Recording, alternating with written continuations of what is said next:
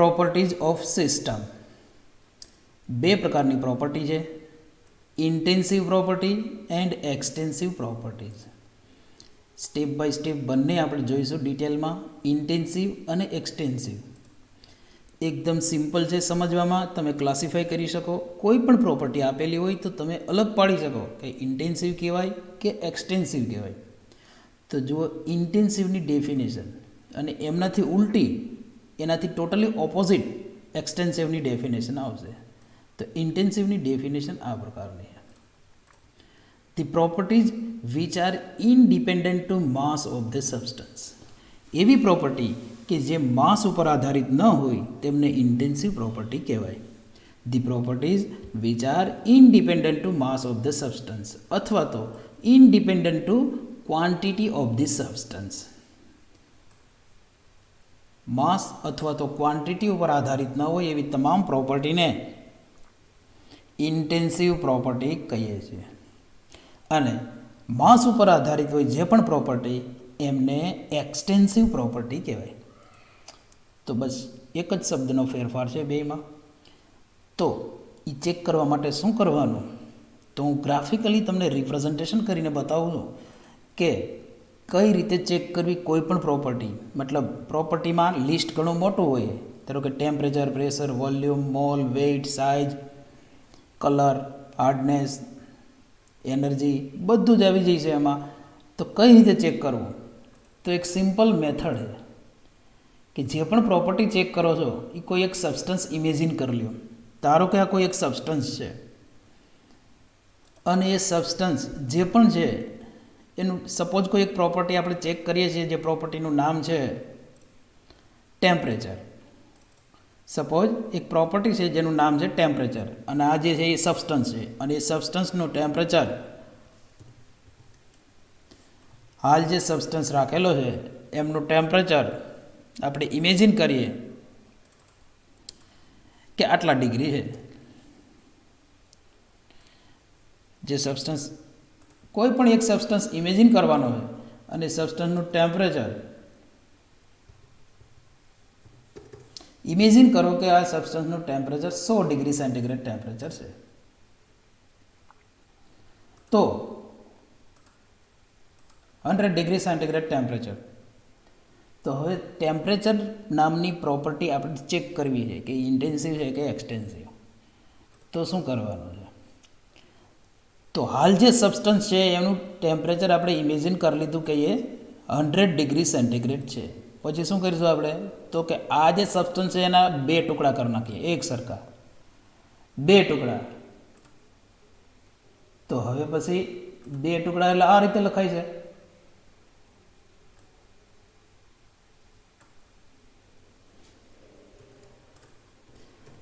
આ અલગ અલગ 2 ટુકડા થઈ ગયા. મતલબ ટોટલ જે સબસ્ટન્સ છે એના આપણે 2 ટુકડા કરી દીધા. તો હવે તમને ક્વેશ્ચન એવો પૂછવામાં આવે કે ભાઈ તમે જે 2 ટુકડા કર્યા એ એક જ ટાઈમે એટ એ ટાઈમ 2 ટુકડા કરવાના છે એમના, એટ એ ટાઈમ. તો આ જે 2 નવા ટુકડા બને છે એનું ટેમ્પરેચર કેટલું કેટલું હશે. સ્ટાર્ટિંગ સબસ્ટન્સ જે છે એનું ટેમ્પરેચર 100 ડિગ્રી સેન્ટીગ્રેડ છે અને એક જ સમયે એટ એ ટાઈમ એક ઘા કરીને 2 ટુકડા કરવાના છે. તો બંને ટુકડાનું એ જ ટાઈમે ટેમ્પરેચર શું હશે. મતલબ પહેલાં જે હતું 100 ડિગ્રી, પછી શું બેનું 50-50 ડિગ્રી થઈ જતું હશે. તો 50-50 ડિગ્રી ન થાય, એનું ટેમ્પરેચર હોય એટલું ને એટલું જ રહે. મતલબ 100 ડિગ્રી સેન્ટીગ્રેડ જ રહેશે. તમે 2 ટુકડા નહીં, આના ગમે તેટલા ટુકડા કરો, ગમે તેટલા ટુકડા કરો તો પણ એનું ટેમ્પરેચર કોન્સ્ટન્ટ જ રહે, 100 ડિગ્રી જ રહેશે. મતલબ એવું કહેવાય કે ટેમ્પરેચર છે એને માસ સાથે કંઈ પણ લેવા દેવા નથી. એટલે કે temperature independent to mass of the substance. એટલે કે ટેમ્પરેચર ઇન્ટેન્સિવ પ્રોપર્ટી છે. ઓકે, આ ટેમ્પરેચરની વાત થઈ. હવે કોઈ પણ પ્રોપર્ટી બીજી ચેક કરી લઈએ. સપોઝ એમ કહીએ કે મેલ્ટિંગ પોઈન્ટ. ઇમેજિન કરો કે આ બેન્ઝોઇક એસિડ છે, પાવડર આપેલો છે બેન્ઝોઇક એસિડનો, 50 ગ્રામ આપેલો છે બેન્ઝોઇક એસિડનો પાવડર. તમને ખબર છે બેન્ઝોઇક એસિડનો મેલ્ટિંગ પોઈન્ટ, બેન્ઝોઇક એસિડનો melting point approximate 122 degree centigrade છે. આપણે મેલ્ટિંગ પોઈન્ટ નામની પ્રોપર્ટી ચેક કરીએ છીએ. 122 ડિગ્રી સેન્ટીગ્રેડે મેલ્ટ થઈ જાય. તો આ 25 ગ્રામ સબસ્ટન્સ આપેલો છે બેન્ઝોઇક એસિડ, એના એક સરખા બે ટુકડા કરી નાખીએ, 12.5 ગ્રામ 12.5 ગ્રામ, અને પછી આ બેનો મેલ્ટિંગ પોઈન્ટ ચેક કરીએ તો શું અડધો અડધો થઈ જશે બેનો? તો મેલ્ટિંગ પોઈન્ટ છે એ એઝ ઇટ ઇઝ જ હોય. એ 1 ગ્રામ લ્યો, 10 ગ્રામ લ્યો કે 50 ગ્રામ લ્યો, મેલ્ટિંગ પોઈન્ટ ના બદલાય. એનો મતલબ કે મેલ્ટિંગ પોઈન્ટને સબસ્ટન્સની ક્વોન્ટિટી અથવા તો માસ સાથે કોઈ રિલેશન નથી, મતલબ independent to mass of the substance. આમને ઇન્ટેન્સિવ પ્રોપર્ટી કહીએ છીએ. આ સિવાય સપોઝ જો અલગ છે, ઇમેજિન કરો કે આ એક બીકર છે,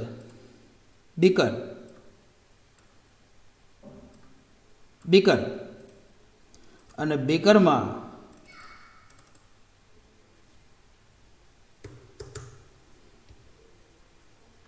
વોલ્યુમ ભરી દઈએ છીએ આપણે.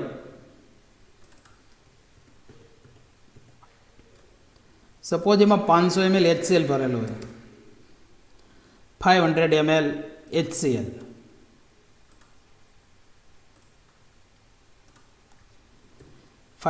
ml HCl ભરી દીધું છે. 500 ml HCl છે અને એક જ સમયે આ 500 ml HClના અલગ અલગ બીકરમાં આપણે બે ભાગ કરવાના છે. આપણે વોલ્યુમ ચેક કરીએ છીએ. વોલ્યુમ નામની પ્રોપર્ટી શું થઈએ? તો 500 ml માંથી બે સરખા ભાગ કરો તો બેમાં 250 ml આવે. તો વોલ્યુમ છે એ ભાઈ માસ ઉપર આધારિત છે, કારણ કે પ્રોપર્ટી બદલાઈ ગઈ. 500 ની 500 જ રહે બેમાં તો એ ઇન્ટેન્સિવ કહેવાય, પણ બદલાઈ જાય તો એ એક્સટેન્સિવ કહેવાય. મતલબ વોલ્યુમ છે એ એક્સટેન્સિવ છે. તો આ રીતે ઇન્ટેન્સિવ અને એક્સટેન્સિવ ચેક કરવાનું હોય.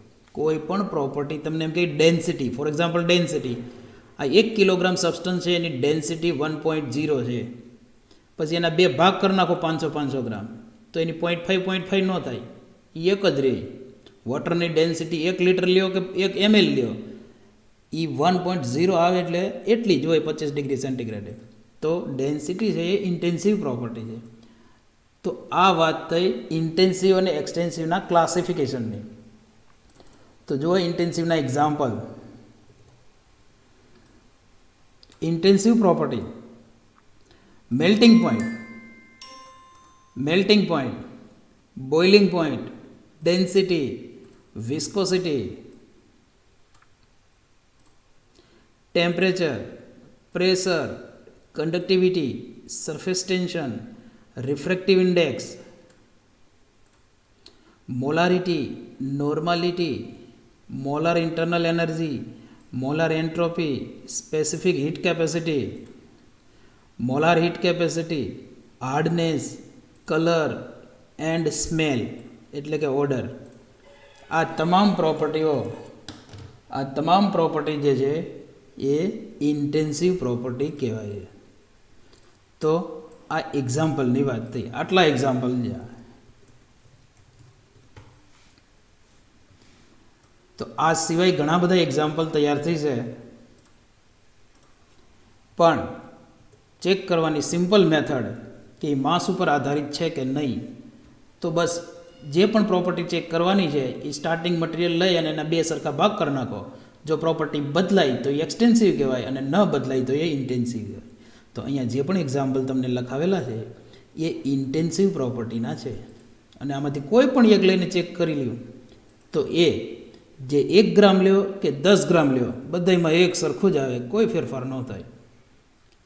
ફરી એકવાર કહી દઉં છું. ઇન્ટેન્સિવ પ્રોપર્ટીના examples: melting point, boiling point, density, viscosity, temperature, pressure, conductivity, surface tension, refractive index, molarity, normality, molar internal energy, molar entropy, molar heat capacity, molar heat specific heat capacity, hardness, colour અને smell એટલે કે order.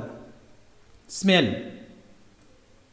કોઈ પણ substance છે, ધારો કે નાઇટ્રોબેન્ઝીન છે, એની કડવી બદામ જેવી સ્મેલ હોય. હવે 1 ગ્રામ લ્યો કે 10 ગ્રામ લ્યો, એ કડવી બદામ જેવી જ સ્મેલ આવે, બદલાય નહીં. હા, ઇન્ટેન્સિટી વધારે ઓછા થઈ શકે પણ સ્મેલ તો એ જ રહી. ફોર એક્ઝામ્પલ કલર છે, કોઈ એક ટપકું મૂકો કલરનું, સપોઝ રેડ કલરનું કોઈ એક નાનકડું રાઉન્ડ કરો કે મોટો બધું રાઉન્ડ કરો, એમાં કલરમાં ફેરફાર ન થાય, રેડ ટુ રેડ જ રહે. મતલબ કલર છે એ ઇન્ટેન્સિવ પ્રોપર્ટી છે. તો આ પ્રોપર્ટી કે જે માસ ઉપર આધારિત નથી, સબસ્ટન્સની ક્વોન્ટિટી ઉપર આધારિત નથી, એ બધાને ઇન્ટેન્સિવ પ્રોપર્ટી કહીએ. અને આમ નથી ઉલટું extensive property, totally opposite definition છે. Extensive property, the properties which are depends on mass of the substance.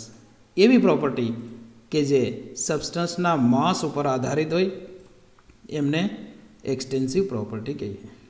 The properties which are depends on mass of the substance or quantity of the substance. For example, આપણે જે વાત કરીએ મુજબ volume, માસ, weight, આ બધી એક્સટેન્સિવમાં આવશે. Examples: mass, volume, mole, size, weight, length, enthalpy, internal energy, heat capacity, આ બધી જ એક્સટેન્સિવ પ્રોપર્ટી છે. આ એવી પ્રોપર્ટી છે જે સબસ્ટન્સના માસ સાથે રિલેટેડ. આ માસ, હવે માસ તો માસ ઉપર જ ડિપેન્ડેડ હોય. વોલ્યુમ પણ માસ ઉપર આધારિત છે. મોલ, 10 ગ્રામ કાર્બન હોય અને 20 ગ્રામ કાર્બન હોય, એના મોલ અલગ અલગ હોય. સાઇઝ, 1 ગ્રામ અને 1 કિલોગ્રામ, આ બેની સાઇઝ અલગ જ હોય. વેઇટ તો અલગ જ હોય, 1 ગ્રામ ને 1 કિલોગ્રામ. લેન્થ, 1 મીટર ને 1 કિલોમીટર અલગ જ હોય. Enthalpy, energy, internal energy, free energy, તમામ પ્રકારની એનર્જીઓ અને હીટ કેપેસિટી, આ બધું એક્સટેન્સિવ પ્રોપર્ટી છે. બરાબર યાદ રાખો, હીટ કેપેસિટી આ એક્સટેન્સિવ પ્રોપર્ટી છે જે માસ ઉપર આધારિત છે, પણ સ્પેસિફિક હીટ કેપેસિટી અને molar heat capacity intensive property છે. કારણ કે જેમની આગળ મોલાર વર્ડ લાગતો હોય, મોલાર, તો મોલાર છે એ પર મોલ હોય, એક મોલ માટે હોય, એટલે એ ફિક્સ થઈ જાય, એટલે એ ઇન્ટેન્સિવ પ્રોપર્ટી છે. અને સ્પેસિફિક શબ્દ જેની આગળ લાગતો હોય એ પર ગ્રામ હોય, 1 ગ્રામ માટે, એ પણ ફિક્સ થઈ જાય. એટલે 1 ગ્રામ માટેની વાત કરવાની હોય એટલે એ પણ ઇન્ટેન્સિવ થઈ જાય. એટલે સ્પેસિફિક, મોલાર, આ બધું ઇન્ટેન્સિવ પ્રોપર્ટીમાં આવશે. અને નોર્મલ હીટ કેપેસિટી છે એ માસ ઉપર આધારિત છે, એટલે એક્સટેન્સિવ પ્રોપર્ટી છે. તો આ 2 પ્રકારની પ્રોપર્ટીની વાત થઈ. Properties of the system, intensive property and extensive property. Next આપણે વાત કરવાની છે ફંક્શન્સ ઓફ ધ સિસ્ટમ. સિસ્ટમના ફંક્શન 2 પ્રકાર. System functions of the system 2 પ્રકારે ફંક્શન છે: state function and path function. જે પ્રકારે આપણે પ્રોપર્ટી જોઈએ, ઇન્ટેન્સિવ પ્રોપર્ટી અને એક્સટેન્સિવ પ્રોપર્ટી, એ જ પ્રકારે 2 પ્રકારના ફંક્શન છે: state function and path function. અને બંને એકબીજાથી ઓપોઝિટ છે. આપણે પહેલાં સ્ટેટ ફંક્શનની વાત કરી દઈએ કે કેવા ફંક્શનને સ્ટેટ ફંક્શન કહેવા. તો જુઓ ડેફિનેશન એકદમ સિમ્પલ કે કેવા ફંક્શન સ્ટેટ ફંક્શન કહીશું: the functions which are independent to path of the system. એવા ફંક્શન કે જેને સિસ્ટમના પાથ ઉપર કોઈ પણ પ્રકારનો આધાર નથી, એમને સ્ટેટ ફંક્શન કહેવાય. The functions which are independent to the path of the system. System કયા માર્ગે આગળ વધે છે અથવા તો રિએક્શન કયા માર્ગે જાય છે એ રસ્તા ઉપર આધારિત નથી, એમને સ્ટેટ ફંક્શન કહીએ.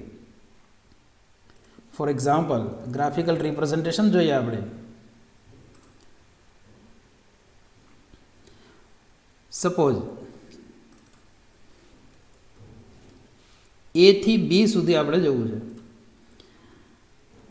એક રસ્તો બતાવીએ કે A થી B જવા માટે કેટલી પોસિબિલિટીઓ હોય છે.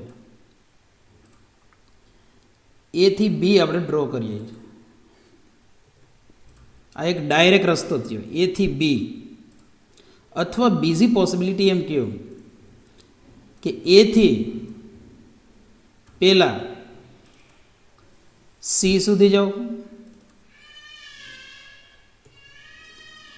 C થી પછી આગળ હાલો,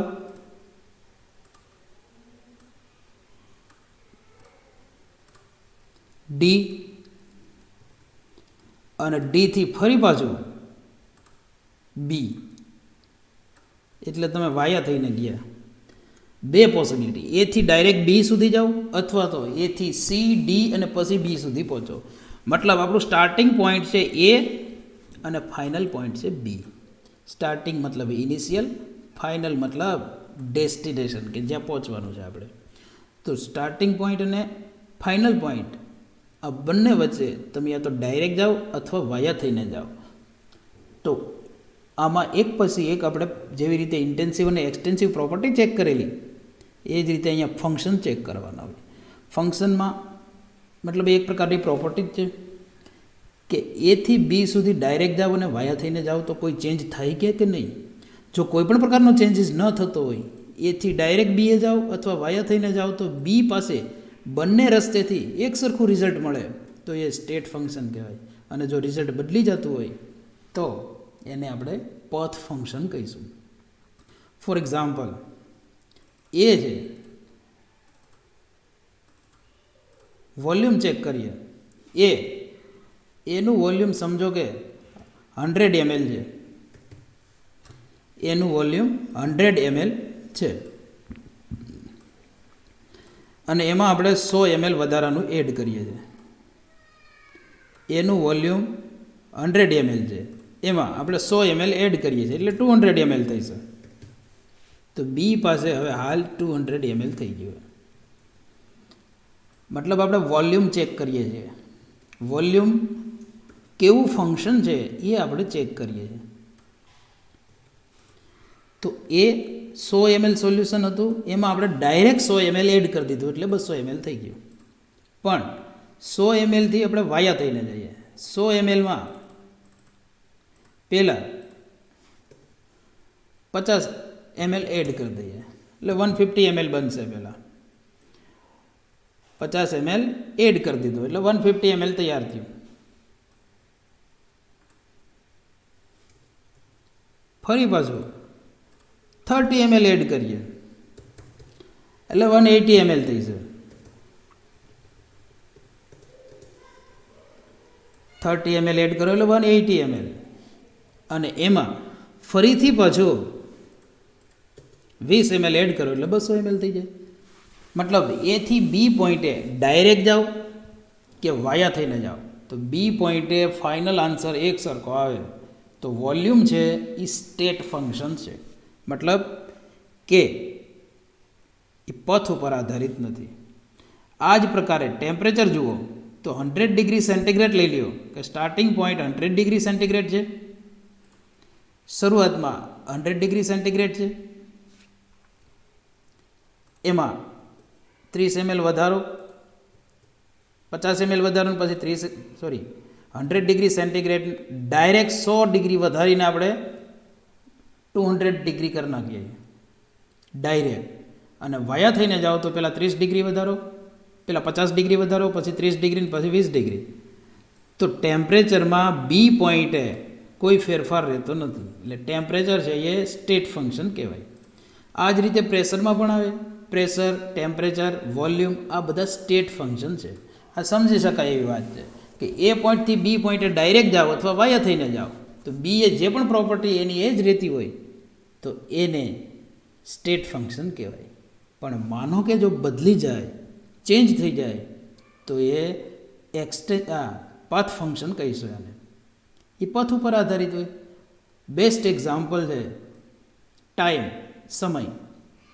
સમય. ફોર એક્ઝામ્પલ 0 ટાઈમથી તમે સ્ટાર્ટ કરો છો, 0 સેકન્ડ, એથી શરૂઆત કરો 0 સેકન્ડથી અને બીએ પહોંચવા માટે તમે 50 સેકન્ડ લ્યો છો. બીએ પહોંચવા માટે 50 સેકન્ડનો ટાઈમ લ્યો તો એથી બી ડાયરેક્ટ ટાઈમ થઈ. પણ તમે વાયા થઈને જાઓ તો ટાઈમ 100% ટાઈમ વધી જ જવાનો છે. કારણ કે શરૂઆતમાં સપોઝ 20 સેકન્ડ છે, પછી વાયા થઈને જાઓ છો એટલે ટાઈમ વધારે જ લેશે, એ 15 સેકન્ડ હોય ના 20 સેકન્ડ થઈ અને અહીંયા તમારું રિઝલ્ટ 100% બદલાઈ જ જાય. અહીંયા તમારો ટાઈમ બદલાશે 60, 55 અથવા કંઈ પણ બીજો થઈ શકે છે. એટલે એથી બી ડાયરેક્ટ મતલબ એને આપણે એક્સપ્રેસ કહીએ ફાસ્ટ, અને વાયા થઈને જાઓ એટલે જેને આપણે લોકલ કહીએ છીએ, તો લોકલમાં ટાઈમ વધારે લાગશે. તો ટાઈમ છે એ પાથ ફંક્શન છે, પાથ ઉપર આધારિત છે. તો જુઓ એક્ઝામ્પલ, પહેલાં આપણે સ્ટેટ ફંક્શનની વાત કરી દઈએ અને પછી પાથ ફંક્શનની વાત કરીશું. સ્ટેટ ફંક્શન એક્ઝામ્પલ, ડેલ્ટા પી pressure, temperature, volume, Gibbs free energy, Helmholtz energy, internal energy, enthalpy, આ સિવાય એન્ટ્રોપી પણ આવે, એન્થાલ્પી, એન્ટ્રોપી પણ આમાં જ કન્સિડર કરી શકો. એન્ટ્રોપીનો સિમ્બોલ છે એસ, ડેલ્ટા એસથી બતાવાય,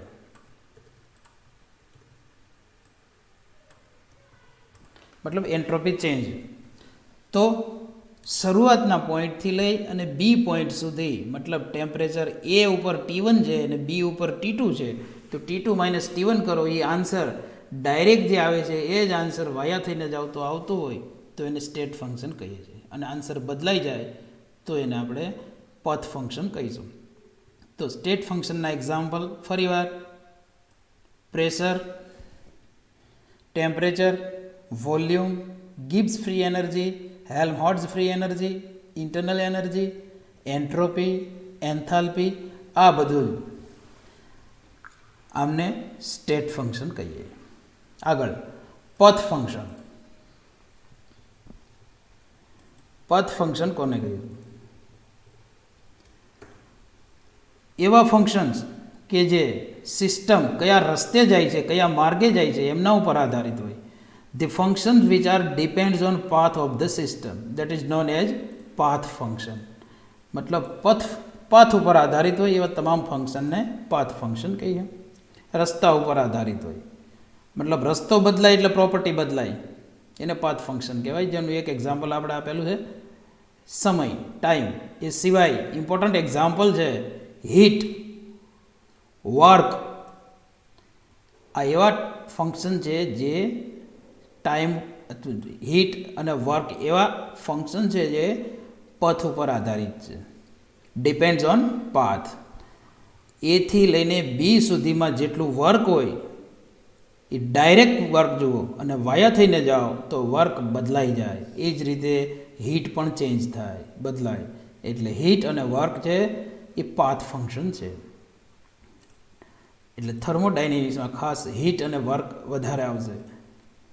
તો પાથ ફંક્શનમાં ઇમ્પોર્ટન્ટ હીટ, વર્ક ને ટાઈમ. એ સિવાયના ઓલમોસ્ટ બધા જ ફંક્શન છે એ સ્ટેટ ફંક્શન છે. અને એક પાથ ફંક્શનને રિપ્રેઝન્ટ કરવાની મેથડ છે સ્મોલ આલ્ફાબેટ ક્યુ હીટ માટે, work small w, time small t. મતલબ કે પાથ ફંક્શન છે એને સ્મોલ આલ્ફાબેટથી રિપ્રેઝન્ટ કરાવીએ, અને સ્ટેટ ફંક્શન છે એ કેપિટલ લેટરથી બતાવીએ. સ્ટેટ ફંક્શન છે એ કેપિટલ લેટરથી રિપ્રેઝન્ટ થઈએ અને પાથ ફંક્શન છે એ સ્મોલ લેટરથી. તો આ વાત થઈ ફંક્શન્સ ઓફ ધી સિસ્ટમની.